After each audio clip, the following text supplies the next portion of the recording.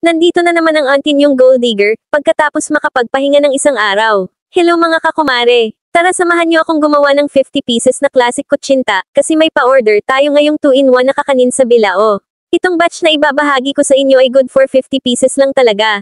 Pero kadalasan ay may sobra ako nito ng 3 hanggang 5 piraso, nakadepende kung gaano karami yung ilalagay mong mixture sa molder. Ang gamit ko palang molder dito ay medium size, tapos kung gaano kadaming mixture yung nilalagay ko, bali isang takal ng 1/8 cup. Yung buong recipe nito ay ilalagay ko mismo dito sa video, at uulitin ko mga kakumare ha, na wag niyong kalilimutan na pahiran ng oil ang bawat molder na gagamitin mo. Para kahit na makaligtaan mo siyang tanggalin agad sa molder, ay hindi ka mahihirapan. Salain din ng 3 beses, pwede ding 2, pero ako mas komportable sa 3.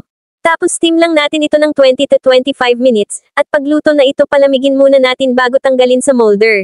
At para nga pala doon sa mga nagtatanong, bakit daw yung kanila may tubig? Yes mga may konting tubig talaga sa taas ng nalutong kutsinta, kaya ang gagawin mo ay tatanggalin mo ito isa-isa, bago mo itapat sa electric fan. O di ba kita nyo naman mga walang butas sa gitna at walang tubig yung mga kutsinta natin, flat, makinis at makintab kaya enticing siya sa mata. Yung tipong unang sulyap mo palang matatikam ka na, kaya pag ganun, madami ang magtatry sa kakanin mo. By the way, dito ko nga pala ginamit yung 50 pieces na classic kutsinta, kasama ang 50 pieces na puto cheese.